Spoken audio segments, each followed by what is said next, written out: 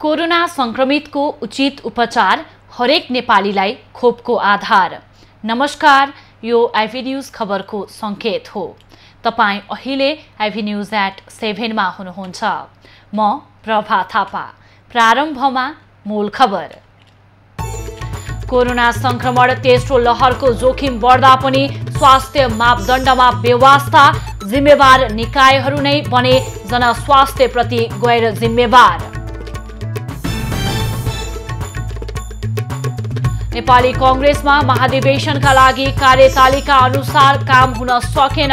भदौ 18 का लागि तोकिएको ओडा अधिवेशन नै अनिश्चित।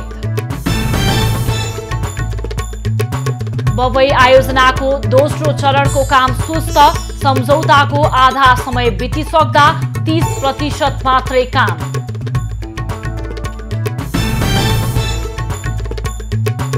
महोत्तरीमा रेलवे स्टेशनको मुआब्जा निर्धारणमा स्थानीयको असन्तुष्टि, लिक र स्टेशन बन्न नदिने चेतावनी। निषेधाज्ञाका कारण ललितपुर स्थित सदर चिडियाखाना गम्भीर आर्थिक सङ्कटमा, जीव जन्तुलाई आहारा खुवाउन समेत समस्या। विश्वको पहिलो डीएनए खोप प्रयोगका लागि भारतमा अनुमति, खोप लगाएका 66%मा लक्षणयुक्त संक्रमण नदेखिएको दावी। र अमेरिका र ओमानसँगको त्रिकोणात्मक सिरिजका लागि 17 सदस्यीय नेपाली टोलीको घोषणा, गुलसन झा पहिलो पटक राष्ट्रिय टोलीमा।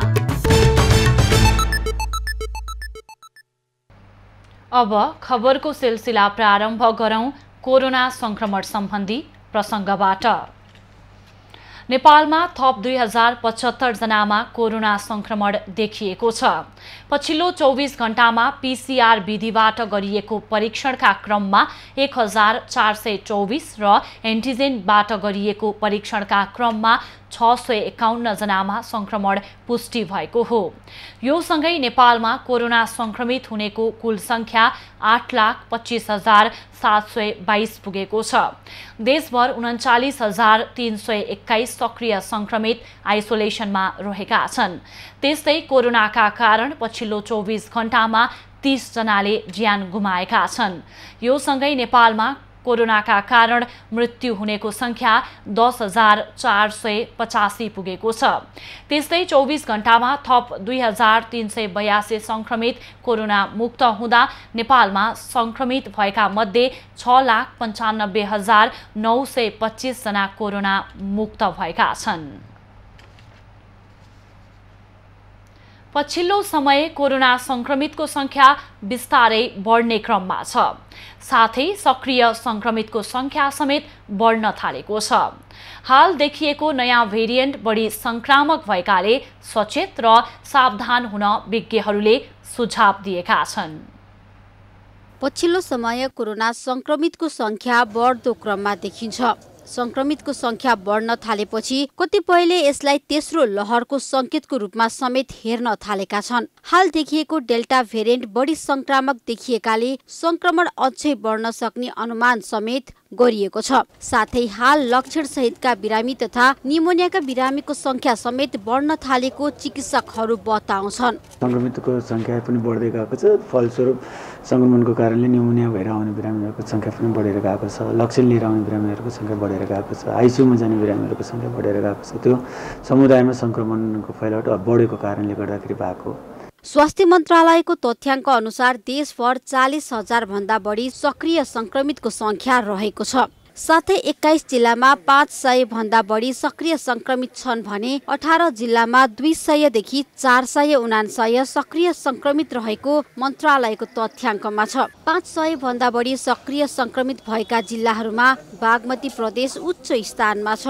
पछिल्लो समय कोरोना संक्रमितको संख्या बढेको र यही क्रममा संक्रमित बढ्दै जाने हो भने तेस्रो लहर आउन सक्ने सम्भावना उच्च रहेको चिकित्सकहरू बताउँछन्। अहिलेको अवस्थामा हामी चाहिँ अगाडि बढ्यौँ भने र यस्तो हिसाबले बिरामीहरू बढ्ने क्रम रह्यो भने पुग्यो भने हामी तेस्रो लहरतिर उन्मुख भएको जस्तो बुझिन्छ।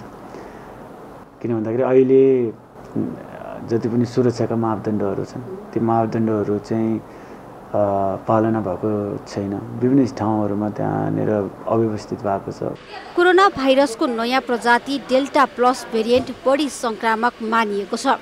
नेपालमा पनि उक्त भेरिएन्ट देखिएकाले आम नागरिक बेलैमा सचेत तथा सावधान नहुने हो भने तेस्रो लहरको जोखिम भएको विज्ञहरू बताउँछन्। त्रिगुणा भट्टराई बस्नेत, काठमाडौँ। कोरोना संक्रमण रोकथामको सबैभन्दा राम्रो उपाय सुरक्षा मापदण्डको पालना नै हो। तर विडम्बना भन्नुपर्छ, यहाँ सुरक्षा मापदण्डको उल्लङ्घन प्रधानमन्त्री र प्रतिपक्षी दलको नेताबाट नै भइरहेको छ। खोप केन्द्रमा पनि कुनै सावधानी अपनाइएको छैन। कोरोना संक्रमणको जोखिम उच्च रूपले बढिरहँदा सतर्कतामा भने कतै पनि ध्यान दिएको छैन। कोरोना संक्रमणबाट सुरक्षित हुन लगाइने खोप केन्द्रमा समेत स्वास्थ्य मापदण्डको कुनै ख्याल गरिएको छैन। न नागरिक आफैले त्यसतर्फ ध्यान दिएका छन्, न त सरकारी निकायले नै त्यसको व्यवस्थापन गरेको छ, जसका कारण खोप केन्द्रहरूबाट नै कोरोना संक्रमण फैलाउने जोखिम उच्च रूपमा बढेको छ। स्वास्थ्य मापदण्ड पालना गराउन जिम्मेवार बन्नुपर्ने सरकारी निकाय, राजनीतिक दल र सरकार समेत कोरोना संक्रमण फैलाउने गतिविधिमा प्रत्यक्ष संलग्न भइरहेको छ। प्रधानमन्त्री शेरबहादुर देउबा आफै तामझामका साथ उद्घाटनका कार्यक्रममा सहभागी भएका छन्। मानौ यहाँ कोरोना संक्रमणको कुनै जोखिम नै छैन भने झै। सरकार प्रमुख र प्रतिपक्षी दलका नेताले नै स्वास्थ्य मन्त्रालयले जारी गरेको स्वास्थ्य मापदण्डको खिल्ली उडाउँदा यसको पालना चाहिँ कसले गर्ने?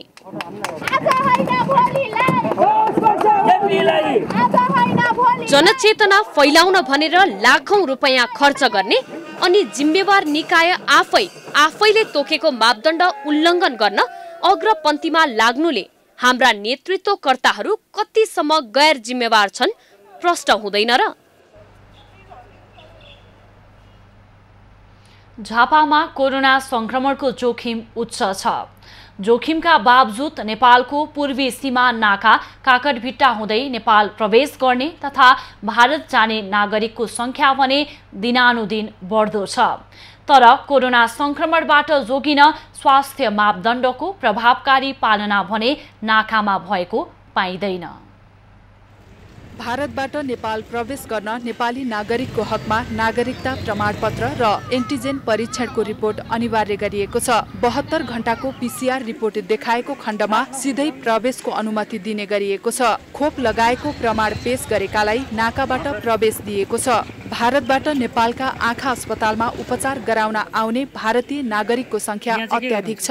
उनीहरूबाट संक्रमणको जोखिम बढ्दो भए पनि नाकामा खटिएका सुरक्षाकर्मीले सहज रूपमा छोड्ने गरेका छन्। दैनिक 60 जना चेक गर्दा सरदर 5 देखि 7 जनामा कोरोना भेटिएको चेक जाँचमा संलग्न स्वास्थ्य कर्मी बताउँछन्। अहिले तत्काल नेपाली नागरिकको हकमा चाहिँ हामीले 72 घण्टा पीसीआर हेर्ने गरेका छौँ। त्यसको लगत हामीले भ्याक्सिनेसनलाई पनि जोड्ने गरेको छ। भ्याक्सिन सिङ्गल भ्याक्सिन नेपाली नागरिकको हकमा इन्डियन नागरिकका बेन छ होइन। अब आँखा शिविरमा आउनुभएको पीसीआर भएको अथवा डबल भ्याक्सिन भएकोलाई अब सरहरूले विचार गरेर अवस्था हेरेर छोड्ने गर्नुभएको। आयात गरिएका गाडी तथा सामानलाई सेनिटाइज गर्न सम्भव नहुने भन्सार अधिकारीहरू बताउँछन्। यद्यपि अन्य स्वास्थ्य मापदण्ड अपनाइएको भन्सार अधिकारीहरूको दाबी छ। गाडीहरूमा हामीले पहिला स्प्रे पनि गरेका थियौँ।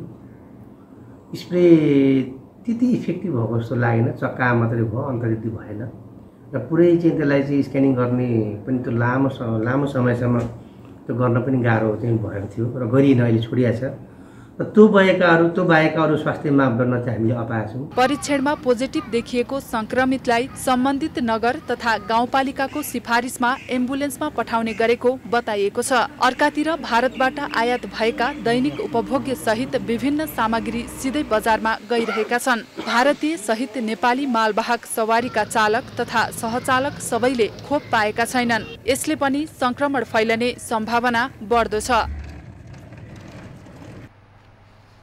दर्शकवृन्द, पछिल्लो समय कोरोना संक्रमितको संख्या बिस्तारै बढिरहेको छ र हाल देखिएको नयाँ भेरिएन्ट बढी संक्रामक भएकाले सचेत र सावधान हुन विज्ञहरूले सुझाव दिइरहेका छन् भने झापाको काकरभिटा नाकामा स्वास्थ्य मापदण्डको प्रभावकारी रूपमा पालना नभएको पाइएको छ। यो विषयमा विस्तृतमा कुराकानी गर्न हाम्रो टेलिफोन सम्पर्कमा हुनुहुन्छ हाम्रा संवाददाता सन्तोष न्यौपाने।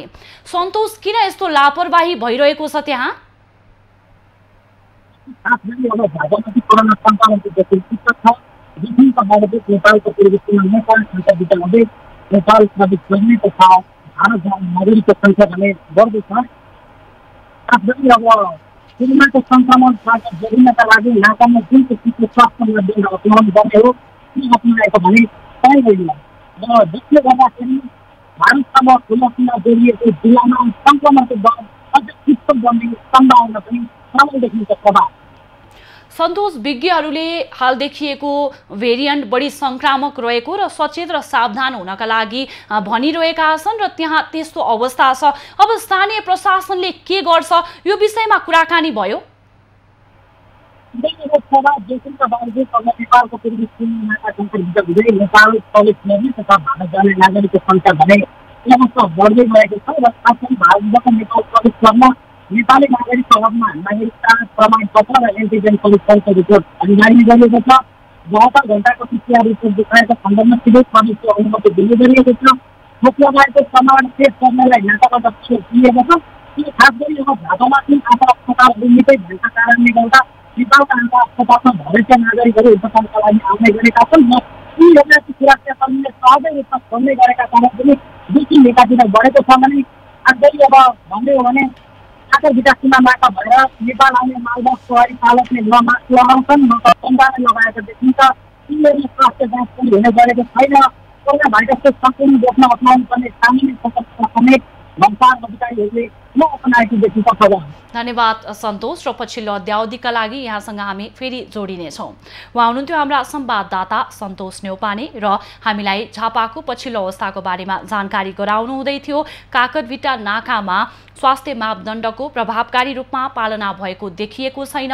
हाल देखिएको भेरिएन्ट बढी संक्रामक भएकाले सचेत र सावधान हुन विज्ञहरूले सुझाव दिइरहेका छन्। पछिल्लो समय कोरोना संक्रमितको संख्या बढिरहेको छ, यसै कारणले पनि थप सजगता अपनाउनु पर्ने देखिएको छ। अब बाँकी खबर। नेपाली कांग्रेसको क्रियाशील सदस्यता विवाद समाधानका लागि गठित उच्च स्तरीय समितिले थप समय माग गरेको छ। भदौ 2 गतेसम्मको समय सीमा पाएको पूर्व महामन्त्री कृष्ण प्रसाद सिटौला र केन्द्रीय सदस्यहरू डाक्टर मिनेन्द्र रिजाल र रमेश लेखक सम्मिलित समितिले समय सकिएको 2 दिनपछि थप समय मागेको हो। यो सँगै कांग्रेसको भदौ 18 का लागि तोकिएको ओडा अधिवेशन नहुने निश्चित भएको छ। सभापति शेरबहादुर देउवा र वरिष्ठ नेता रामचन्द्र पौडेललाई भेटेर कृष्ण सिटौला सम्मिलित उच्च स्तरीय समितिले क्रियाशील सदस्यताको विवाद टुङ्गो लगाउन अझै समय लाग्ने जनाएको छ। कांग्रेस केन्द्रीय समितिको बैठकले क्रियाशील सदस्यताका बाँकी काम भदौ 2 गतेभित्र सहमति गरेर भदौ 3 मा केन्द्रीय सभापतिलाई बुझाउन म्यान्डेट दिएको थियो। म्यान्डेट सकिएको 2 दिनपछि समितिले थप समय मागेको हो। यो सँगै कांग्रेसको महाधिवेशन मङ्सिर 9 देखि 13 गतेसम्मका लागि तोकिएको कार्यतालिका प्रभावित हुने देखिएको छ। तय भएको कार्यतालिका मध्ये भदौ 18 का लागि तय भएको वडा तहको अधिवेशन नहुने निश्चित भएको छ। कांग्रेसको महाधिवेशन सम्पन्न गर्न गठित निर्वाचन समितिले क्रियाशील सदस्यताको विवरण पाएको 19 दिनपछि मात्र वडा अधिवेशन गराउने जानकारी केन्द्रीय समितिलाई गराइसकेको छ। तर अब वडा अधिवेशनको मिति भदौ 18 गते आउन 13 दिन मात्र बाँकी छ। क्रियाशील सदस्यता टुङ्गो लगाउन गठन भएको उच्च स्तरीय समितिले अझै केही दिन समय लाग्ने बताएको छ।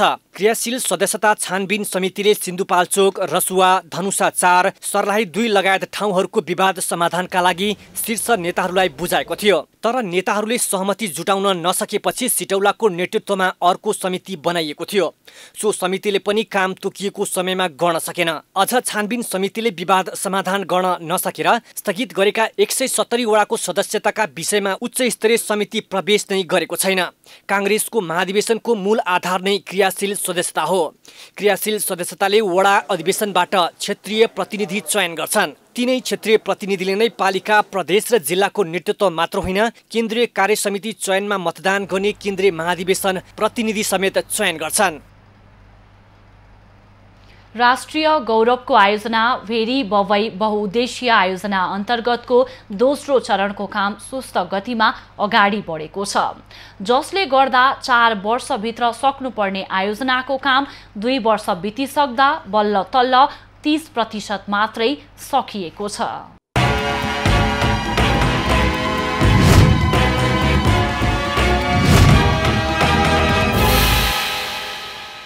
भेरी बबई बहुउद्देश्यीय आयोजनाको पहिलो चरण अन्तर्गतको सुरुङ खन्ने काम तोकिएको समय सीमा अगावै सकिएको थियो।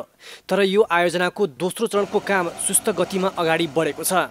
दोस्रो चरण अन्तर्गत हेडवर्क्स र पावर हाउसको काम 4 वर्षभित्र सक्नुपर्ने भए पनि 2 वर्ष बितिसक्दा समेत हालसम्म 30% मात्रै काम सकिएको छ। आयोजनाको बाँधस्थल चिप्लेमा स्वचालित गेट, पेनस्टक, स्टल लाइटिङ जस्ता काम र विद्युत गृह, बबईमा टर्बाइन, विद्युत उपकरण सेट स्थल लगायत निर्माण प्रक्रियामा छन्। चिनिया कम्पनी सहित रमण जेभीले दोस्रो चरण अन्तर्गत बाँध र पावर हाउसको काम आगामी 2080 भित्र सक्ने गरी ठेक्का पाएको हो। आगामी 2 वर्षभित्र सक्नुपर्ने आयोजनाको समष्टिगत प्रगति हेर्दा पहिलो चरणको सुरुङ मार्ग बाहेक अन्य कामको प्रगति निराशाजनक देखिएको छ। दोस्रो चरण बाँध र पावर हाउस निर्माणका लागि निर्माण कम्पनीसँग 2076 साउन 15 गते 6 अर्ब 16 करोड 52 लाख रुपैयाँमा सम्झौता भएको थियो। कोरोना संक्रमणले समेत सुरुवाती चरणमा आयोजनाको निर्माण कार्य प्रभावित भएको र नदीको बहाव बढेपछि बाँधस्थलमा गर्नुपर्ने कतिपय काम रोकिएकाले ढिला भएको निर्माण कम्पनीको भनाइ छ। नेपालमा पहिलो पटक टनेल, बोरिङ मेसिन, टिबिएम प्रयोग गरी सुरुङ निर्माण भएको आयोजनाको ठेक्का सम्झौता रकम 10 अर्ब 56 करोड 97 लाख मध्ये 9 अर्ब 92 करोड 84 लाख रुपैयाँ भुक्तानी भइसकेको छ। अहिलेसम्म आयोजनाको 12.20 किलोमिटर लामो र 4.20 मिटर व्यास भएको सुरुङ निर्माण भइसकेको छ। आयोजना सम्पन्नपछि बाँके र बर्दियामा सिँचाइ सुविधा पुग्नेछ भने विद्युत उत्पादन भई राष्ट्रिय प्रसारण लाइनमा जोडिनेछ।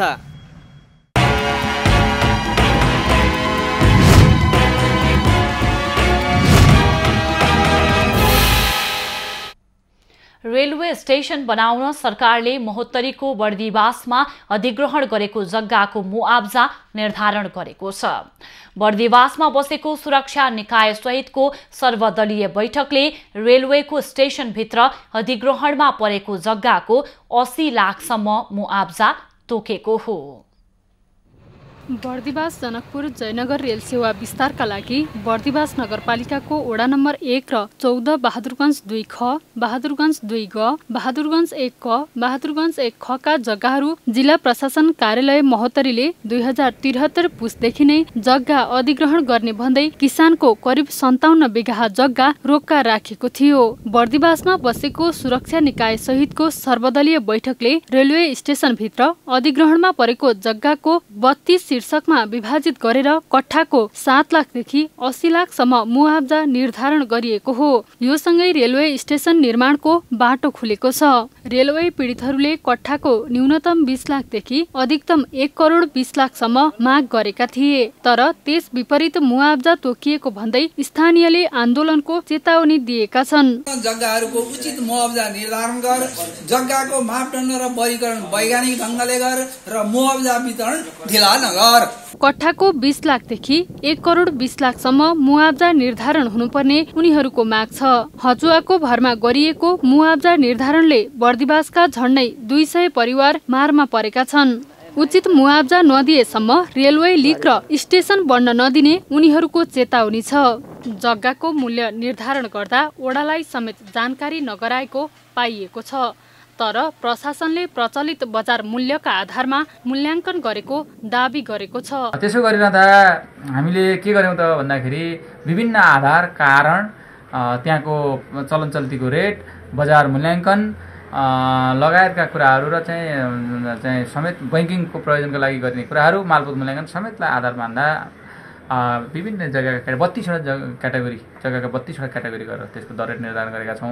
मुआब्जा निर्धारण समितिले आफू खुसी निर्धारण गरेको मुआब्जा प्रति जनप्रतिनिधिले पनि असन्तुष्टि जनाएका छन्। पीडितलाई न्यायोचित ढङ्गबाट मुआब्जा दिन उनीहरूले माग गरेका छन्।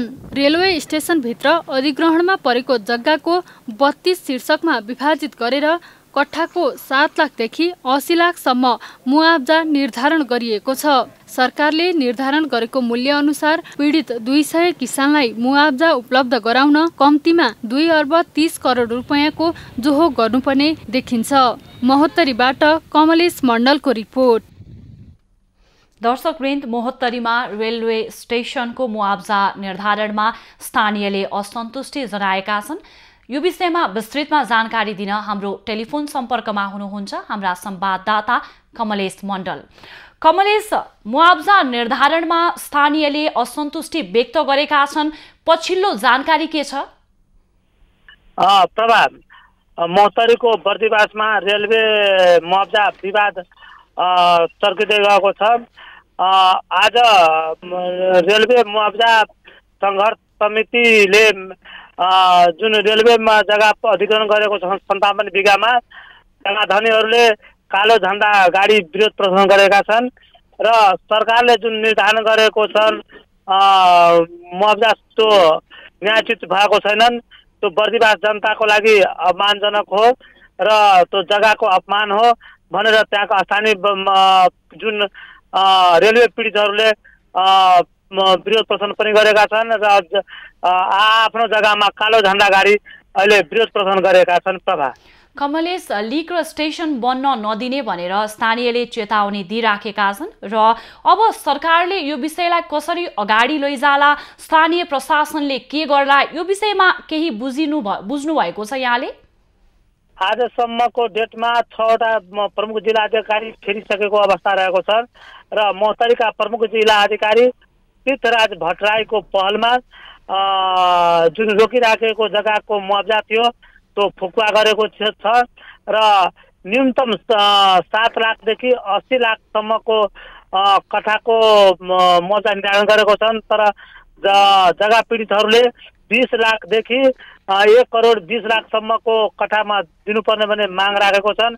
उनीहरूको माग अनुसार रेलवेमा एकजनाको जागिर हुनुपर्ने भने माग राखेको छन् र सरकारले न्यायोचित ढङ्गले मुआब्जा वितरण गरेको खण्डमा त्यो रेलवे स्टेसन बन्न दिने भने यिनीहरूले माग गरिरहेका छन् र स्थानीय प्रशासक र जग्गा मूल्याङ्कन समितिका संयोजक महोत्तरीका प्रमुख जिल्ला अधिकारी तीर्थराज भट्टराईले जग्गा पीडितहरूसँग र नगरपालिकाको समन्वयमा र त्यहाँका राजनीतिक दलहरूको समन्वयमा छलफल जारी राखेको छ। प्रभा, धन्यवाद कमलेश। उहाँ हुनुहुन्थ्यो हाम्रा संवाददाता कमलेश मण्डल र हामीलाई महोत्तरीको मुआब्जा निर्धारणमा भएको स्थानीयले गरेका असन्तुष्टिको विषयमा कुराकानी गर्नुहुँदै थियो। स्थानीयले लिक र स्टेसन बन्न नदिने चेतावनी दिइराखेका छन्। महोत्तरीमा रेलवे स्टेसनको मुआब्जा निर्धारणमा स्थानीयले विरोध जनाइराखेका छन्। अब बाँकी खबर। निषेधाज्ञापछि खुलेको ललितपुर स्थित सदर चिडियाखानामा यति बेला अवलोकन गर्न जानेको संख्यामा कमी आएको छ। कोरोना अगाडि सामान्य अवस्थामा दैनिक 1800 भन्दा बढी मानिस जाने गरेको चिडियाखानामा अहिले फाटफुट्ट मात्रै मानिसहरू पुग्ने गरेका छन्। कोरोना महामारीको कारण सरकारले निषेधाज्ञा गरेपछि ललितपुरको जावलाखेलमा अवस्थित सदर चिडियाखानामा ठूलो संख्यामा आर्थिक भार परेको छ। अवलोकन गर्न आउने मानिसले तिरेको पैसाबाट चिडियाखानामा अवस्थित हजारौं प्राणीको जीविका चलेको थियो। तर गत वर्षदेखि नै पटक पटक सरकारले लकडाउन गर्दै आएपछि चिडियाखाना भित्रका जीवन बचाउन समेत कठिन भएको छ। बाँदर प्रजातिहरू चाहिँ अलि दुखी जस्तो, किनभने उनीहरू चाहिँ जिस्किने, खाना माग्ने, भिजिटरहरूसँग हाम्रो दर्शकहरूसँग इन्टरेक्ट गर्ने जनावरहरूमा चाहिँ एउटा खालके स्याडनेस जस्तो, अलिकति दुखी जस्तो देखिन थाल्यो। अनि त्यसै गरी राति मात्रै एक्टिभ हुने जनावरहरू पनि छन् हामी कहाँ। त्यो तिनीहरू चाहिँ दिउँसै पनि मजाले घाममा सुतिरहेको, बाहिरै निस्केर सुतिरहेको, जुन चाहिँ दर्शकहरूले हामीलाई धेरै कम्प्लेन पनि गर्नुहुन्छ, कति जनावर हामीले देख्दै देखेनौँ, खाली खोर छ कि भनेर भन्नुहुन्छ। निषेधाज्ञाको अवधिमा सदर चिडियाखानाले 14 करोड घाटा बेहोरेको छ। जनावर हेर्न आउने मानिसको संख्या यसरी नै घट्दै जाने हो भने जनावरको हेरचाह र कर्मचारीलाई तलब खुवाउन समेत समस्या पर्ने अवस्था छ। मानिसहरू नआउँदा आर्थिक नोक्सानी त छँदैछ, जनावर समेत मानिस देख्न नपाउँदा दुखी भएको चिडियाखाना व्यवस्थापनको भनाइ छ। 14 करोड जस्तो हाम्रो आम्दानी हुन्थ्यो होइन, तर यो कोभिडको वर्ष चाहिँ हाम्रो 8 करोड भन्दा पनि कम छ, जसमा चाहिँ हाम्रो 4 करोड 3 देखि 4 करोड त हामीलाई एनिमललाई नै हाम्रो जनावरहरूलाई खान खुवाउन पालन पोषणमै लाग्छ होइन। त्यसले गर्दाखेरि अहिले चाहिँ हामीले धेरै नै फरक छ हाम्रो आर्थिक आम्दानी। अब यो वर्ष अझै पनि कम हुने सम्भावना पनि छ। अहिले सरकार र विश्व स्वास्थ्य संगठनले तोकेको स्वास्थ्य मापदण्ड अपनाएर चिडियाखाना सञ्चालनमा ल्याइएको छ। चिडियाखाना घुम्न जाने थोरै संख्याबाट उठेको रकमले जनावरलाई खुवाउन नपुग्ने भएकाले सरकार लगायत अन्य सङ्घ संस्थासँग सदर चिडियाखानाले सहयोगको समेत माग गरेको छ। गत वर्ष चैतमा लकडाउन भएपछि बन्द चिडियाखाना 9 महिनापछि मङ्सिरमा खोलेको थियो। दोस्रो लहरसँग बन्द चिडियाखाना पछिल्लो पटक साउन 1 गतेबाट खुलेको हो। क्यामेरामा विनय तामाङको साथमा भवानी कार्कीको रिपोर्ट। प्रधानमन्त्री शेरबहादुर देउवाले नेपालको मौलिक कला संस्कृतिको संरक्षण गर्न सरकार प्रतिबद्ध रहेको बताएका छन्। शनिबार ललितपुरमा ज्यापु समाजद्वारा निर्मित ज्येष्ठ नागरिक भवनको उद्घाटन गर्दै प्रधानमन्त्री देउवाले नेपालको कला संस्कृति मुलुकको पहिचान भएको भन्दै यसको संरक्षण गर्न सरकार प्रतिबद्ध रहेको बताएका हुन्।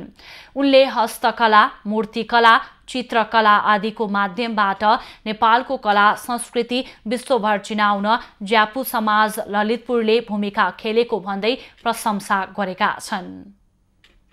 ज्यापु समाज स्थापना कालदेखि नै ज्यापु समाजको मौलिक कला, सांस्कृतिक सम्पदा, संस्कार एवं सभ्यताको संरक्षण सम्वर्धन लगायतका उक्त समुदायको सर्वाङ्गीण हितमा अन्तर्गत रूपमा लागिरहेको कुरा पनि जानकार नै छु। हस्तकला, चित्रकला, मूर्तिकला आदिको माध्यमबाट नेपालको कला र संस्कृतिलाई विश्वभर चिनाउने ज्यापु समुदाय, त्यसमा पनि ज्यापु समुदाय ललितपुरले गरेको योगदानलाई प्रशंसा गर्दै यस्ता कार्यको संरक्षण, सम्वर्धन र प्रवर्धन गर्न नेपाल सरकार सदैव तयार रहनेछ। कार्यक्रममा भारतीय राजदूत विनय मोहन क्वात्राले नेपाल भारत सांस्कृतिक सम्बन्ध प्रगाढ रहेको भन्दै नेपालसँग भारतले सधैँ सहकार्य गर्ने बताए। Of how the development partnership between India and Nepal actually focuses on first and foremost and perhaps in the end only on the people. कार्यक्रममा गृहमन्त्री बालकृष्ण खाँड, बागमती प्रदेशका मुख्यमन्त्री अष्टलक्ष्मी साक्य, माओवादी नेत्री पम्फा भूषाल लगायतले नेपालको संस्कृति जगेर्नामा ज्यापु समाजले खेलेको भूमिकाको चर्चा गरेका थिए। ज्यापु समाजले ललितपुरको बागडोलमा 113 रोपनी जग्गामा 110 शैय्याको सुविधायुक्त ज्येष्ठ नागरिक आनन्द निकेतन भवन निर्माण गरेको हो। भवन निर्माणका लागि भारतीय दूतावास, ललितपुर महानगर, बागमती प्रदेश लगायतले सहयोग गरेका थिए। बागमती प्रदेशकी नवनियुक्त मुख्यमन्त्री एवं नेकपा एमालेकी उपाध्यक्ष अष्टलक्ष्मी साक्यले आफूलाई ओली र नेपाल पक्ष दुवैको साथ र सहमति रहेको बताएकी छन्। एमाले रामेछाप काठमाडौँ सम्पर्क मञ्चले शनिबार काठमाडौँमा आयोजना गरेको कार्यक्रममा बोल्दै साक्यले कार्यदलले तयार पारेको 10 बुँदे प्रस्तावलाई कार्यान्वयनमा ल्याउने प्रतिबद्धता अध्यक्ष केपी ओलीले नै गर्ने बित्तिकै एमाले एक हुने बताइन्।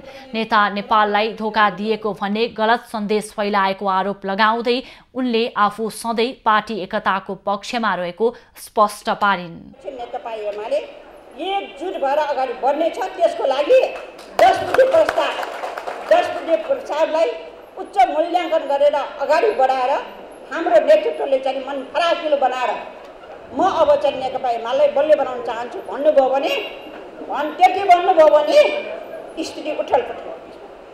त्यस भएको हुनाले पनि पार्टीलाई कमजोर बनाउने काम नगर्नु। कमरेड पुष्पलाललाई सम्झिउ न। मुख्यमन्त्री साक्यले सबैको सहकार्यमा प्रदेश सरकारलाई अगाडि बढाउने बताइन्। राजनीतिज्ञ राधाकृष्ण मैनालीले मिलेनियम च्यालेन्ज कर्पोरेसन एमसीसी सम्झौता मुलुकको हितमा नरहेको बताएका छन्। नयाँ नेपाल निर्माण अभियानले शनिबार काठमाडौँमा आयोजना गरेको कार्यक्रममा मैनालीले एमसीसी सम्झौता पारित भए मुलुक झन ठूलो संकटमा पर्ने बताएका हुन्। नेताहरूलाई समेत आर्थिक प्रलोभनमा पारेर नेपालमा एमसीसी लागू गराउने खेल भइरहेको उनको आरोप छ। उसले केही यस्ता शर्तहरू छन्, ती शर्त पास गरेपछि नेपाल बाँधिन्छ। त्यो बाँधिने कुरोमा उनीहरू लान चाहन्छन् र नेताहरूलाई त्यो गुमराहमा राखे उनीहरूलाई आर्थिक प्रलोभन दिएर अहिले नै भनिन्छ 7 अरब के खरब चाहिँ पैसा खर्च गरिसकेका छ अरे एमसीसीको चाहिँ यस रूपमा देश सङ्कटमा अगाडि गएको छ। मैनालीले मुलुकलाई राजनीतिक अस्थिरताबाट निकास दिन राजतन्त्र आवश्यक रहेको जिकिर गरे। देशको राजनीतिक व्यवस्था र सरकार परिवर्तनसँगै विद्यार्थी संगठनहरूको भूमिकामा पनि परिवर्तन हुने गरेको छ। विद्यार्थी संगठनहरू आफ्नो पार्टी सत्तामा हुँदा सहयोग र विपक्षमा हुँदा सरकार विरोधी भूमिकामा देखा पर्ने गरेका छन्। शैक्षिक मुद्दा विद्यार्थीका हक हितका मुद्दा भन्दा बढी राजनीतिक मुद्दामा केन्द्रित हुने गरेका कारण विद्यार्थी आन्दोलन नै संकटमा पर्दै गएको छ।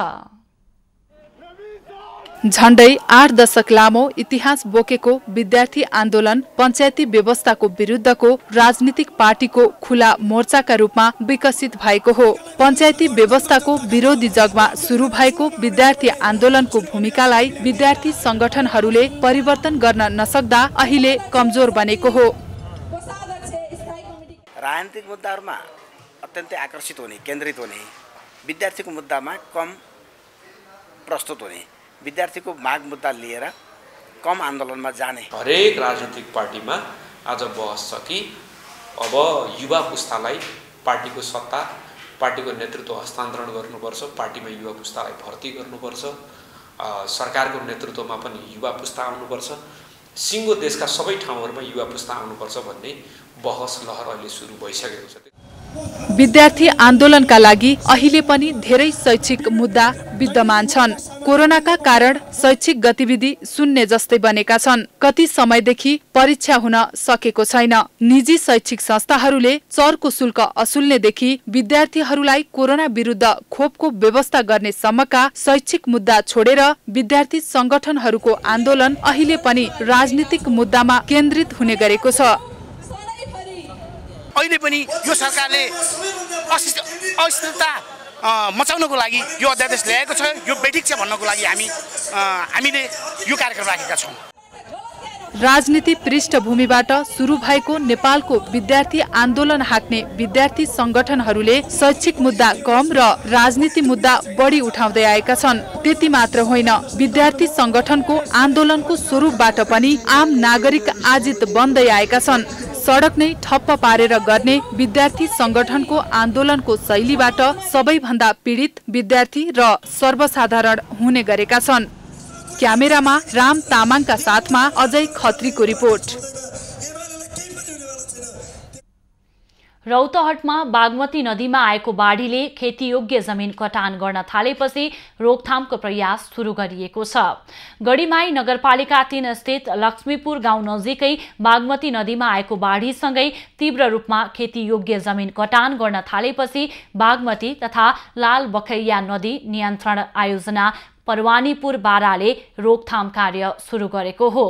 बागमती नदीले स्थानीय किसानहरूको करिब 25 बिघा खेतीयोग्य जमिन कटान गरिसकेको छ। नदीको बहाव तटबन्ध नजिकै पुगेपछि नदी नियन्त्रण आयोजनाले बाँसको भकारी बनाएर रोकथामको प्रयास सुरु गरेको छ। बागमती नदीमा आएको बाढीले किसानहरूले लगाएको केरा खेती, धानबाली लगायतका 25 बिघा खेती योग्य जमिन कटान गरिसकेको छ। 15 मिटर पर लमसम नापेको होतेका बहुत दूर ले 10-15 बीघा ले बुझ्नु निकाल के खींच देले है। तीव्र गतिमा कटान भइरहँदा बाँसको भकारीले बाढी नियन्त्रण गर्न नसकिने भन्दै दीर्घकालीन समाधान खोज्न स्थानीयले माग गरेका छन्। आइतबार हिन्दूहरूले जनाई पूर्णिमा मनाउँदैछन्। जनाई पूर्णिमालाई क्वाटी पूर्णिमा समेत भन्ने गरिन्छ। यस दिन जनाई फेर्ने, क्वाटी खाने प्रचलन रहेको छ। तर यो वर्ष जनाई र क्वाटीको व्यापार भने ह्वात्तै घटेको व्यापारीहरूले बताएका छन्। जनै पूर्णिमाको अघिल्लो दिन काठमाडौँको असन बजारमा व्यापारीहरू टोलाएर बसेका थिए। उनीहरू जनै र क्वाटी दुवैको व्यापार गत वर्षको भन्दा धेरै कम भएपछि टोलाएर बस्न बाध्य भएका हुन्। असनका स्थानीय व्यापारी साहित्य रत्न तुलाधरले गत वर्षको भन्दा यस वर्ष क्वाटीको व्यापार धेरै कम भएको बताए। धेरै जस्तो 9 थरीहरू मिलाउनु पर्छ, 9 थरी गेरागुडीहरू मिसाउनु पर्छ। त्यसमा अब मास भयो, मुगी भयो, हैन सिमी भयो, सानो केराउ, ठुलो केराउ, अनि यो बकुला भयो, हैन अनि गेडामुगी भयो, बोडी भयो।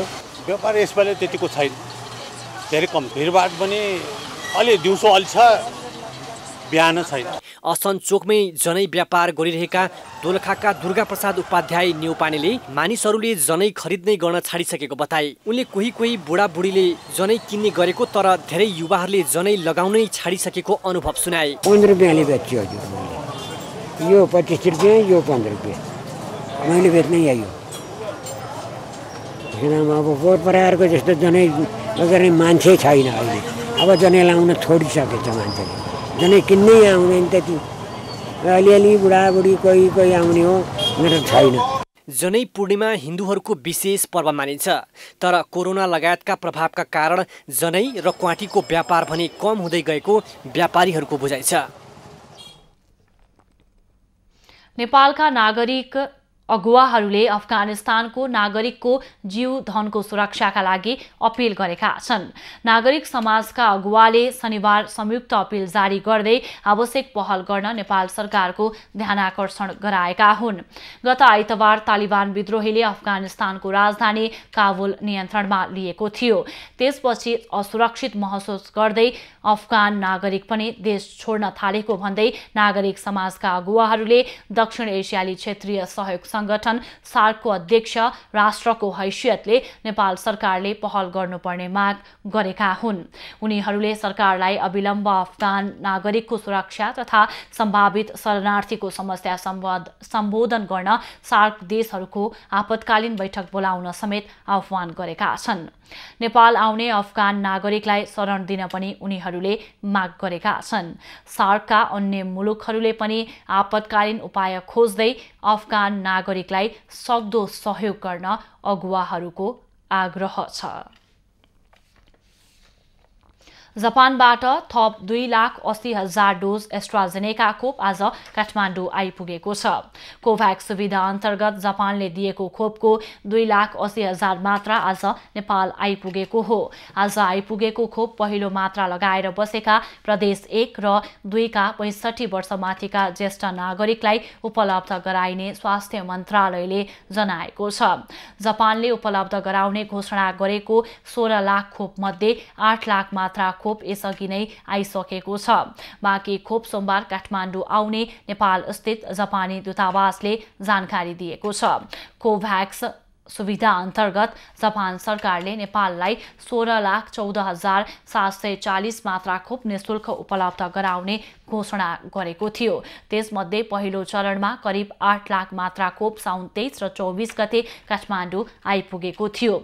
जापानले उपलब्ध गराएको खोप ज्येष्ठ नागरिकलाई दिने तयारी छ। बुधबार र बिहिबार गरी चीनबाट थप 16 लाख मात्रा भेरोसेल खोप नेपाल आइपुगेको छ। अहिलेसम्म 24,48,000 मात्रा कोभिसिल्ड, 58 लाख मात्रा भेरोसेल, 16 लाख मात्रा जोन्सन एन्ड जोन्सन, 12,57,320 मात्रा एस्ट्राजेनेकाको गरी 1,11,40,170 मात्रा खोप आइसकेको छ। शुक्रबारसम्म 49,07,523 जनाले खोपको पहिलो मात्रा लगाइसकेका छन्। त्यस्तै 37,79,178 जनाले दुवै मात्रा खोप लगाइसकेका छन्। बागलुङमा कोरोना विरुद्धको खोपको सरकारवालाले सही व्यवस्थापन गर्न नसक्दा खोप लगाउनेको भिडभाड बढेको छ। जिल्लामा निषेधाज्ञा जारी रहेका बेला खोप लगाउनेको भिडभाडकै कारण संक्रमणको जोखिम पनि बढेको छ। कोरोना विरुद्धको खोप व्यवस्थित तरिकाले नलगाउँदा भिड हुने गरेको छ। बागलुङमा पनि खोप लगाउन हानाथाप जस्तै देखिएको छ। यस्तै भिडका कारण थप संक्रमण बढ्ने जोखिम छ।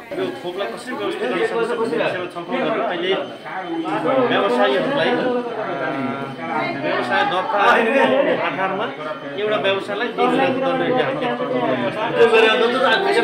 बाहिर लाइन पनि व्यवस्थित गरेका छौँ भने यहाँ खोप लगाउने ठाउँमा पनि हामीले चाहिँ सामाजिक दूरी समेत कायम गरेर व्यवस्थित ढङ्गले चाहिँ खोप लगाउने व्यवस्था। चीनले सहयोग गरेको कोरोना विरुद्धको भेरोसिल खोप बागलुङका व्यापारी, बैंक तथा वित्तीय संस्था र सहकारीका कर्मचारीलाई 2वटा केन्द्रमा खोप लगाउने व्यवस्था मिलाइएको छ। जिल्लामा व्यवसाय गर्ने व्यापारीलाई प्यान नम्बरको आधारमा व्यवस्थित रूपमा लाइनमा राखेर खोप दिने भनिए पनि भिडभाड अत्याधिक हुने गरेको छ। खोप केन्द्रमा स्वास्थ्यका मापदण्ड पालना भएको छैन। खोप केन्द्रको सरकारवाला निकायले अनुगमन समेत गर्न छाडेका छन्।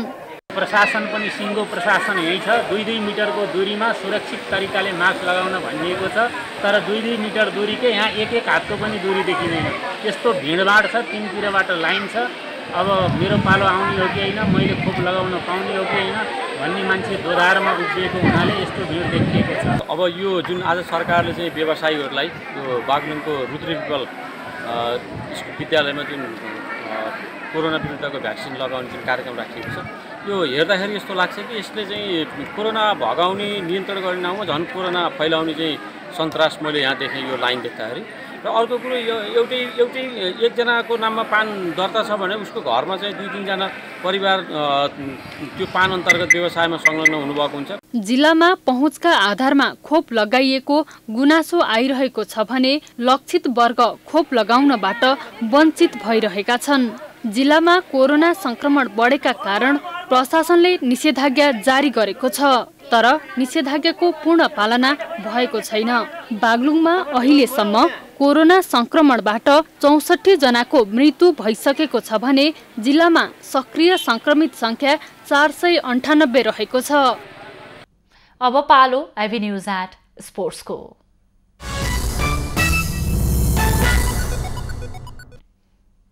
नेपाल क्रिकेट संघ क्यानले आईसीसी विश्वकप लिग 2 अन्तर्गत ओमान र अमेरिकासँग हुने त्रिकोणात्मक सिरिजका लागि अन्तिम 17 सदस्यीय टोली घोषणा गरेको छ। क्यानले शनिबार ज्ञानेन्द्र मल्लको कप्तानीमा 17 सदस्यीय टिमको घोषणा गरेको हो। घोषणा गरिएको टोलीमा तीव्र गतिका युवा बलर गुलसन झाले पहिलो पटक स्थान बनाएका छन्। उनले काठमाडौँ मेयर्स कप 1 दिवसीय क्रिकेट प्रतियोगितामा नेपाल पुलिस क्लबबाट खेल्दै एपीएफ विरुद्ध 4 विकेट लिँदै उत्कृष्ट प्रभाव छाडेका थिए। गुलसनसँगै विक्रम सोप, शरद भेसवाकर र रोहित कुमार पौडेलले टोलीमा पुनरागमन गरेका छन्। बन्द प्रशिक्षणमा रहेका साहब आलम र कमल सिंह ऐरी भने टोलीबाट बाहिरिएका छन्। नेपालले ओमान र अमेरिकासँग त्रिकोणात्मक ओडीआई सिरिज खेल्नेछ। त्रिकोणात्मक ओडीआई सिरिजमा ओमान र अमेरिकासँग 2-2 खेल खेल्नेछ। नेपाल, ओमान र अमेरिका बीचको त्रिकोणात्मक सिरिज भने भदौ 28 देखि असोज 4 सम्म हुनेछ। त्रिकोणात्मक सिरिज तयारीका लागि नेपालले पपुवा न्युगिनीसँग 2 ओडीआई पनि खेल्ने निश्चित भइसकेको छ। नेपालले पपुवा न्युगिनीसँग पहिलो ओडीआई भदौ 20 र दोस्रो ओडीआई भदौ 23 मा खेल्नेछ। नेपाली टोली भदौ आगामी मंगलबार ओमान प्रस्थान गर्नेछ। अब पालो आइभी न्यूज एट मौसमको।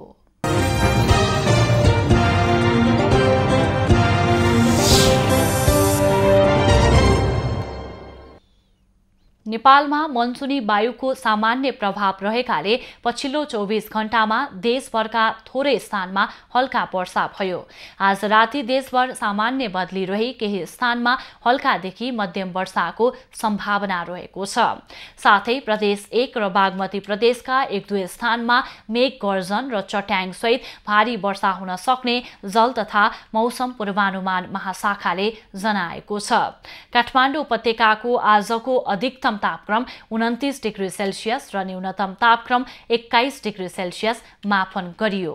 आज देशभरको मौसम कस्तो रह्यो त हेरौं देशका विभिन्न स्थानको मौसमी अवस्था।